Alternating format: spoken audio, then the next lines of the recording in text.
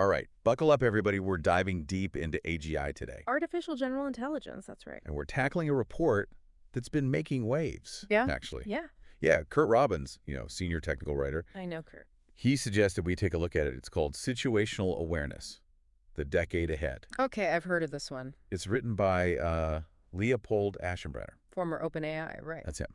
And it's got all these insights from AI leaders out in San Francisco. Cool. So what's the mission for this deep dive? What are we looking for? We got to figure out what these experts see coming down the line in the next few years Mhm. when it comes to AGI and, Yeah. and what it all means for, for us, for everyone. Okay, I'm with you. Let's get into it. So Aschenbrenner, he makes this really compelling argument that AGI could be here as early as 2027. Whoa, 2027. That's like right around the corner. Right. That's what I thought. So what makes him think it's so close? Well, he points to the crazy progress we've seen from GPT-2, GPT-4. It's not just like a little upgrade. It's like a whole different ballgame. Okay, yeah. GPT-4 is pretty amazing. I've messed around with it a little. It writes code like a pro, solves crazy math problems, even scores in the top percentiles on like standardized tests. Really? No No. way. I didn't know it was that good. Oh yeah, and Aschenbrenner's argument is if this keeps going, AGI is just a few years away. Okay. I'm starting to see what he's saying, but how do we get from something like GPT-4, which is impressive but still limited, to full-blown AGI? That's where this idea of counting the ohms comes in. Oh. Orders of magnitude. So Aschenbrenner, he highlights three big things: compute power, how efficient the algorithms are, and then something he calls unhobbling. Unhobbling. Yeah, it's basically removing all the restrictions we put on AI. Okay, I'm intrigued. Give me an example. Imagine if we forced humans to only read one book at a time, or never use calculators, or only talk in super short sentences. Oh, that would be so frustrating. Yeah, we wouldn't get much done. Exactly. We'd be super limited, and that's what we're doing to AI right now. So unhobbling is giving it the tools and resources it needs to really take off. So it's like we're taking the training wheels off so it can reach its full potential. I like that. Exactly. And the results are crazy. The report talks about research showing these unhobbling techniques are making things 5 to 30 times more efficient for certain tasks. Wow, 30 times. That's huge. Yeah, it's a big deal. But I gotta ask, if we keep pushing for more powerful AI, won't we hit some kind of limit?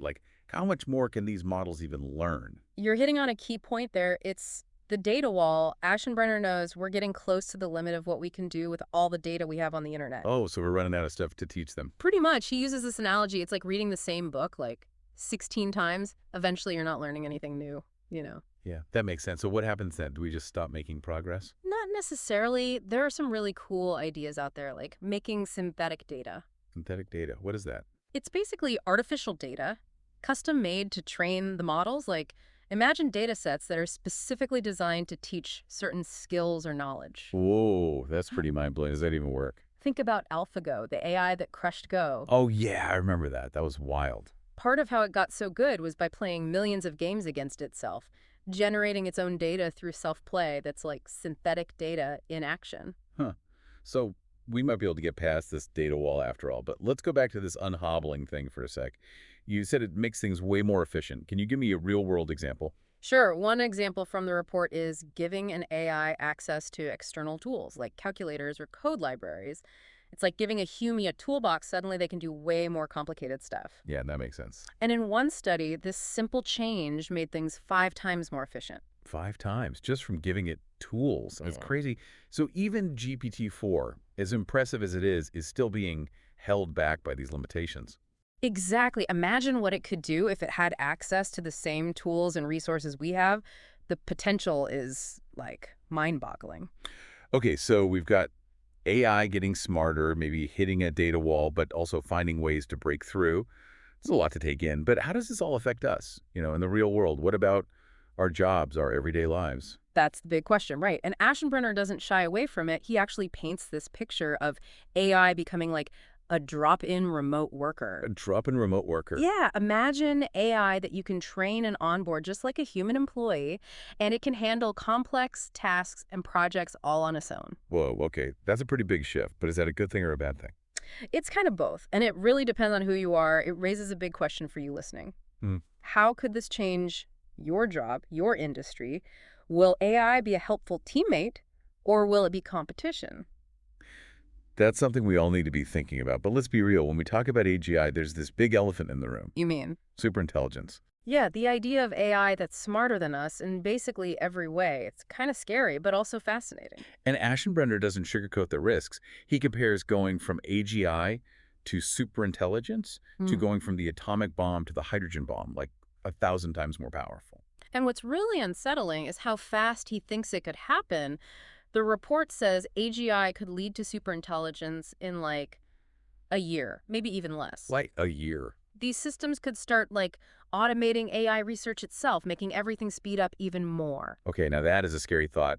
If we're struggling to keep up now, imagine trying to understand what a million superintelligences could do in a year. Exactly. And that's why Aschenbrenner lays out these four major challenges we got to tackle, starting with like just the sheer amount of resources we'll need. He calls it the trillion-dollar cluster. The trillion-dollar what? Cluster. He's talking about all the massive computing power we'll need to build and run these systems. Yeah, we're not talking about a few laptops here. This is next level stuff. Right, and then there's the whole security issue. Oh yeah, that's a big one. Keeping these powerful AIs safe from like hackers or even countries trying to steal them, it's a huge deal.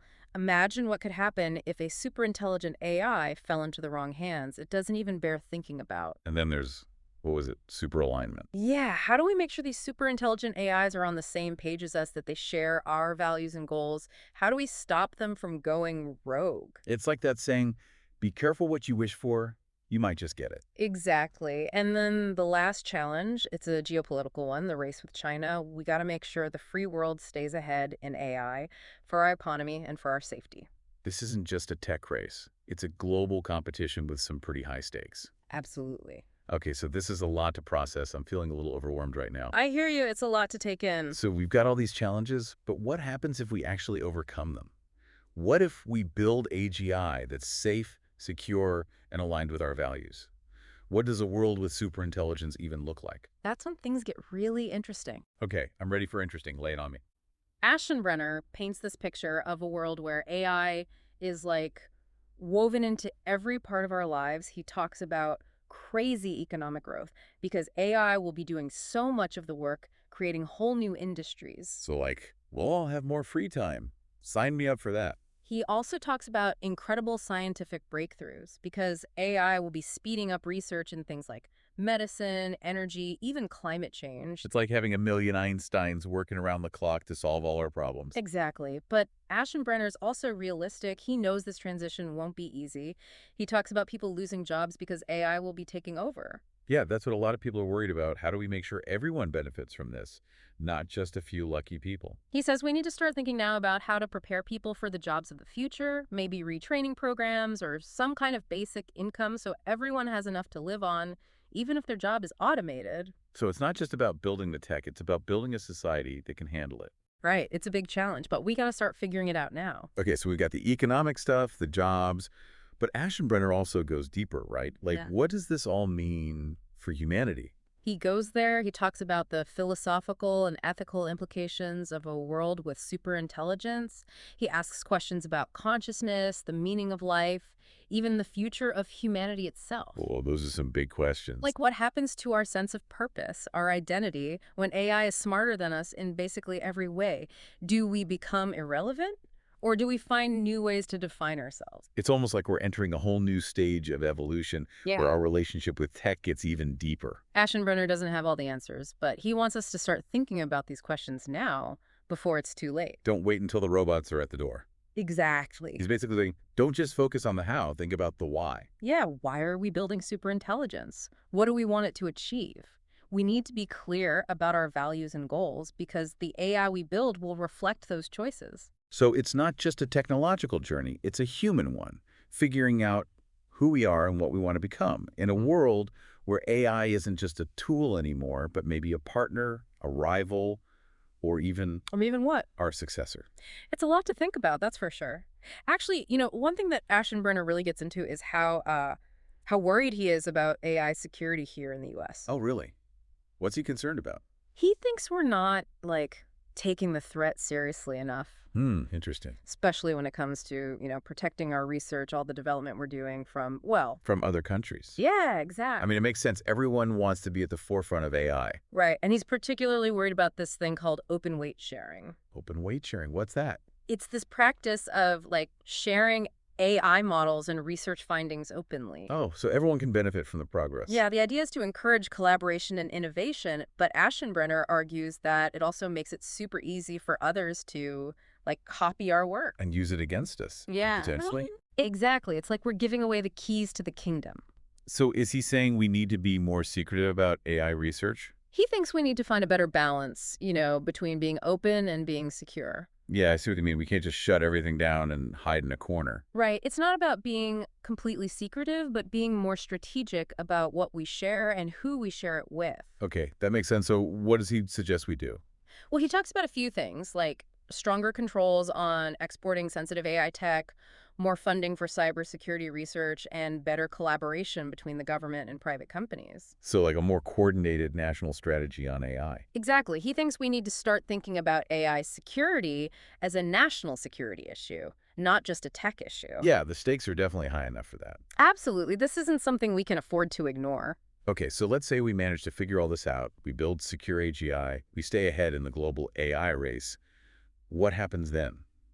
What does a world with superintelligence actually look like? That's when things get really exciting. Aschenbrenner paints this picture of a world where AI is like everywhere, part of every aspect of our lives. Okay, I'm picturing robots doing all our chores. Is that what you mean? Well, maybe, but he's talking about bigger things too. Like, he thinks AI could lead to explosive economic growth because it'll be automating so many tasks and creating whole new industries. So we'll all be rich and have tons of free time. Maybe not all of us, but he definitely sees the potential for more leisure time. And he talks about huge scientific breakthroughs like AI could accelerate research in medicine, energy, climate change, all sorts of things. But he also acknowledges that there will be challenges, like he talks about job displacement as AI takes over tasks that humans used to do. Yeah, that's what a lot of people are worried about. What happens to the people whose jobs are automated? He thinks we need to be proactive, start thinking now about how to adapt, maybe through retraining programs or some kind of universal basic income, so everyone has enough to live on, even if they're not working. It's like we need to build a society that can handle all this change. Exactly. It's not just about the tech, it's about the human side of things, too. So we've got the economic side, the jobs, but Aschenbrenner also goes deeper, right? Like, what does this all mean for humanity on a philosophical level? Oh, yeah, he definitely goes there. He talks about the big questions like the nature of consciousness, the meaning of life, the future of humanity itself. Wow, those are some heavy topics. He asks questions like what happens to our sense of purpose, our identity, when AI is smarter than us in every way? Do we become irrelevant? Or do we find new ways to define ourselves? It's almost like we're on the verge of a whole new chapter in human evolution, Mm, where our relationship with technology takes on a whole new meaning. exactly. And Aschenbrenner doesn't have all the answers, but he wants us to start thinking about these questions now before it's too late. This report has been like a roller coaster. One minute, I'm amazed by what AI could do. The next minute, I'm worried about all the things that could go wrong. There's a lot to take in. But what really stuck with me is this idea of situational awareness. Like, it's not just about the tech itself. It's about seeing the whole picture. Exactly. The ethical stuff, the global impact, the potential for both good and bad, we got to be aware of all of it. And Aschenbrenner, he doesn't just analyze the trends. He's like, wake up, people. This is happening. He's definitely a wake-up call. He even compares developing superintelligence to the Manhattan Project. Like, maybe we need a government-led initiative to make sure it's done right. It's a bold idea. But he's not just talking about throwing money at it. He wants a focused effort to tackle the big challenges: safety, security, alignment, all the things we've been talking about. He thinks we need everyone involved, the best minds from universities, companies, the government, all working together. It's a big ask, but I can see why he thinks it's necessary. The stakes are just too high to leave it to chance. I agree. But even if we do everything right, develop superintelligence safely and responsibly, there's still this big question mark. About. What happens next? What does a world with superintelligence actually look like? That's where things get really interesting, Aschenbrenner. He kind of hints at a future that's almost impossible to imagine. Okay, now I'm really curious. He talks about solving problems that have been around forever, like Poverty, disease, climate change. Like, imagine if we could actually fix those It would things. be a whole new world. He also thinks superintelligence could unlock, like, whole new areas of science and art, leading to this explosion of creativity and innovation. A golden age for humanity, powered by AI. It's a possibility. And that's where Aschenbrenner leaves us with this, like, really thought-provoking question. Oh, yeah, what was it? What if we're right? Wow, that's a powerful question. Like, what if all this actually happens? What if AGI and superintelligence aren't just sci-fi, but our reality in a few years? It's a little scary, but also kind of exciting. It reminds us that we have a chance to shape this future, and the decisions we make now will have a huge impact on the world for generations to come. It's a big responsibility. This deep dive has been a real eye-opener, and honestly, a little mind-blowing. It's clear that we're on the edge of something truly transformative with AI. No doubt about it. Thanks for joining us on this journey into the fascinating and often complex world of AI. It's been a wild ride. Until next time.